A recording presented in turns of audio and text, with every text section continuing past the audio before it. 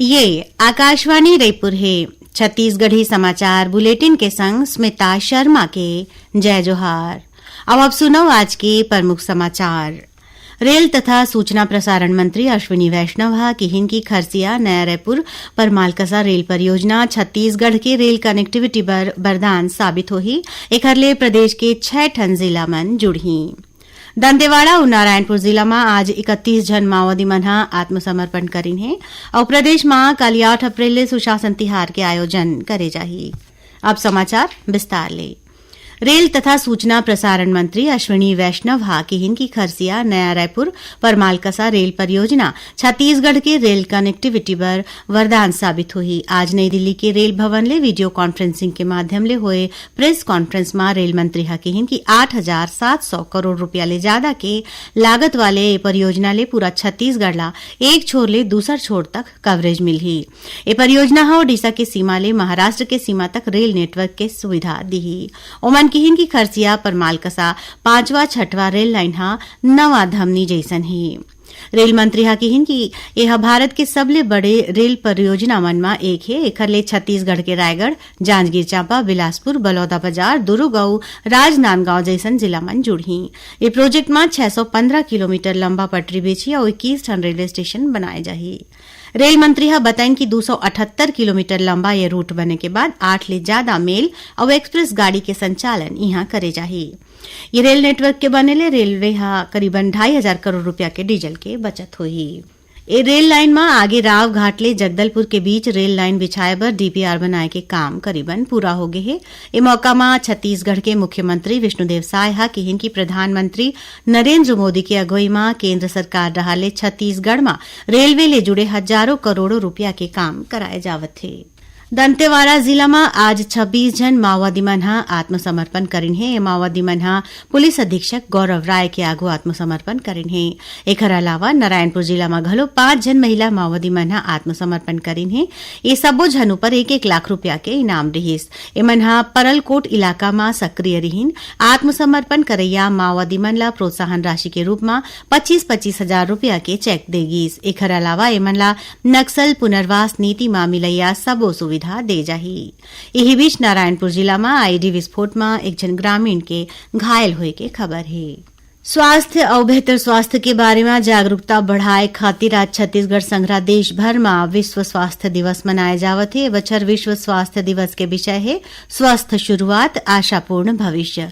ए विषय के उद्देश्य माता और नवजात शिशु के मौत ला रोकना और माई लोगिन मन के सेहत और कल्याण ला बढ़ावा देना है। ए मौका में प्रधानमंत्री नरेंद्र मोदी स्वस्थ विश्व के निर्माण पर अपन प्रतिबद्धता जताइन। अपन संदेश में ओमन किहिन की सरकार स्वास्थ्य सेवा पर अपन ध्यान सरलग राखी और लोगन के कल्याण पर आने दिशा में निवेश करही। श्री मोदी ये बात ऊपर जोर दिन कि अच्छा स्वास्थ्य हर समाज के नींव होते। मुख्यमंत्री विष्णुदेव साय विश्व स्वास्थ्य दिवस के मौका में प्रदेशवासी मन ला स्वस्थ जीवन शैली अपनाए के अपील करीन है। मन किहिन की स्वस्थ जीवन जीवे पर संतुलित आहार, नियमित व्यायाम और मानसिक स्वास्थ्य ऊपर ध्यान देना जरूरी है। विश्व स्वास्थ्य दिवस के मौका में राजधानी रायपुर के राजेंद्र नगर में निःशुल्क आयुर्वेद चिकित्सा शिविर के आयोजन करेगी। इस दौरान आने विशेषज्ञ आयुर्वेदिक डॉक्टर मंडाहर ले रोग के निदान और समाधान के बारे में जानकारी देगी। छत्तीसगढ़ी समाचार बुलेटिन आपन आकाशवाणी रायपुर ले सुनत हो। छत्तीसगढ़ के खबर ले है आपकी वास्ता और खबर के विश्वसनीयता ले है हमार वास्ता। आकाशवाणी समाचार रायपुर के प्रादेशिक समाचार बुलेटिन के संगे संग हमार समसामयिक कार्यक्रम आप रेडियो के संग अपन मोबाइल में घलो सुन सकत हो। आकाशवाणी समाचार फेसबुक, ट्विटर और यूट्यूब में घलो हावय।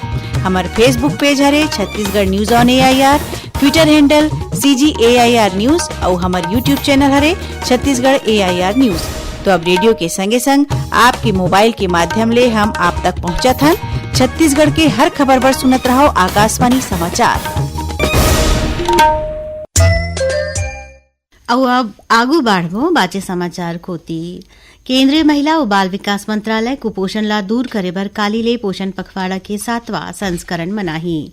एसो के पोषण पखवाड़ा में विशेष रूप ले 4 विषय ऊपर जोर दे जाही। ये विषय है जीवन के पहले 1000 दिन ऊपर ध्यान केंद्रित करना, पोषण ट्रैकर के लाभार्थी मॉड्यूल ला लोकप्रिय बनाना, कुपोषण के प्रबंधन और लइका मन में मोटापा ला दूर करे बर स्वस्थ जीवन शैली ला अपनाना। प्रदेश में काली 8 अप्रैल ले सुशासन तिहार के आयोजन करे जाही। 3 चरण में होया सुशासन तिहार के तहत पहली चरण में 8 ले 11 अप्रैल तक लोगन ले आवेदन ले जाही। वहीं दूसर चरण में 1 महीना के भीतर मिले आवेदन के निपटारा करे जाही। तीसर और अंतिम चरण में 5 मई ले 31 मई के बीच समाधान शिविर के आयोजन करे जाही। काली ले 11 अप्रैल तक ग्राम पंचायत मुख्यालय और नगरीय निकाय कार्यालय में बिहनिया 10 बजे ले संझा 5 बजे तक आवेदन ले जाही।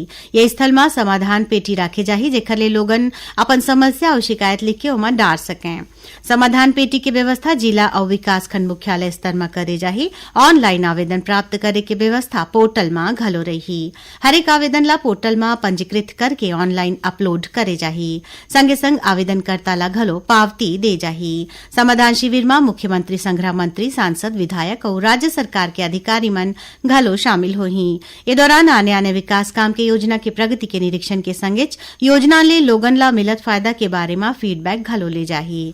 जिला मुख्यालय में अधिकारी मन संग समीक्षा बैठका होही। छत्तीसगढ़ में भूजल संवर्धन बर जरूरी संरचना के निर्माण मनरेगा, जिला खनिज न्यास मद और आपदा प्रबंधन कोष ले कराए जाही। इस संबंध में जल संसाधन विभाग हा राज्य के सबो कलेक्टर मन ला पत्र जारी करे है। पत्र में भूजल के दोहन में सरलग निगरानी राखे बर कहे गे हावय। भारत सरकार के जल शक्ति मंत्रालय डहर तैयार भूजल सर्वेक्षण रिपोर्ट के अनुसार छत्तीसगढ़ के 146 विकास खंड मन ले 5 ठन विकास खंड भूजल दोहन के अनुसार संकट के स्थिति में हावय। ये विकास खंड है बालोद जिला के गुरूर, बेमेतरा जिला के नवागढ़, बेमेतरा और बेरला और रायपुर जिला के धरसीवा विकास खंड। एकर अलावा 21 ठन विकास खंड ला सेमी क्रिटिकल स्थिति में पाए गे हवय। छत्तीसगढ़ व्यावसायिक परीक्षा मंडल डहाले वर्तमान शैक्षणिक सत्र में प्री बीएड और प्री डीएलएड प्रवेश परीक्षा बर 25 अप्रैल तक आवेदन मंगाए गे हावय। प्री बीएड और प्री डीएलएड प्रवेश परीक्षा बर ऑनलाइन आवेदन के प्रारंभिक तिथि 28 मार्च ले शुरू हो गए है। आवेदन में त्रुटि सुधार के तिथि 26 ले 28 अप्रैल संझा 5 बजे तक तय करे गे है।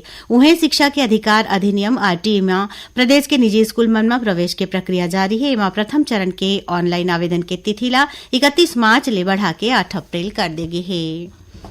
आओ अब पेश है मौसम के हाल।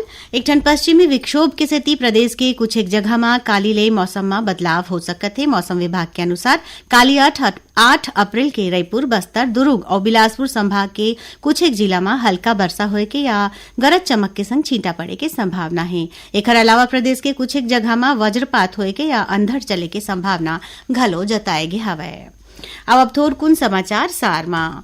मुख्यमंत्री विष्णुदेव साय आज जशपुर जिला के बगिया के सीएम कैंप कार्यालय ले मोबाइल कैंसर रिडक्शन वैन ला हरा झंडा दिखा के रवाना करिन। पूर्व आबकारी मंत्री कवासी लखमा के रिमांड अवधि ईओडब्ल्यू के विशेष कोर्ट डहार ले 5 दिन बर बढ़ा दे गे है। अब ओमनहा 11 अप्रैल तक पुलिस रिमांड में रही। जसपुर जिला प्रशासन और बालको मेडिकल सेंटर डहाले सामुदायिक स्वास्थ्य केंद्र कुनकुरी में 7 और 8 अप्रैल के निःशुल्क रक्त और कैंसर रोग परामर्श शिविर के आयोजन करे जावत है। और कोंडागांव जिला के बड़े राजपुर ब्लॉक के तितरखंड गांव में वार्षिक देव मेला शुरू हो गए है। एमा 24 परगना ले देवी देवता मन ला लाए गे हवय और उनकर विधि विधान ले पूजा पाठ करे जावत है। आखिर में प्रमुख समाचार एक घाव फेर। रेल तथा सूचना प्रसारण मंत्री अश्विनी वैष्णव हाकिहिन की खरसिया नया रायपुर परमाल कसा रेल परियोजना छत्तीसगढ़ के रेल कनेक्टिविटी बर वरदान साबित होही। एकर ले प्रदेश के 6 ठन जिला मन जुड़ही। दंतेवाड़ा और नारायणपुर जिला में आज 31 जन माओवादी मन आत्मसमर्पण करिन है और प्रदेश में काली 8 अप्रैल ले सुशासन तिहार के आयोजन करे जाही। एकरे संग छत्तीसगढ़ी समाचार बुलेटिन इहे सिरावत है। जय जोहार।